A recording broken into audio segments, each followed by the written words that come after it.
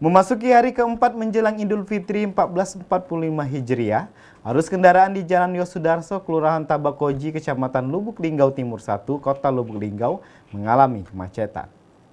Dari tahun ke tahun, kemacetan di kala mudik merupakan hal yang lazim ditemukan, tak terkecuali untuk wilayah Kota Lubuk Linggau. Terkhususnya pada Lebaran tahun ini, antusias pemudik yang tinggi menyebabkan lalu lintas di berbagai ruas jalan Kota Lubuk Linggau semakin tersedat. Memasuki hari keempat menjelang Idul Fitri 1445 Hijriah, arus kendaraan di Jalan Yosudarso, Kelurahan Tabakoji, Kecamatan Lubuk Linggau Timur 1, Kota Lubuk Linggau mengalami kemacetan.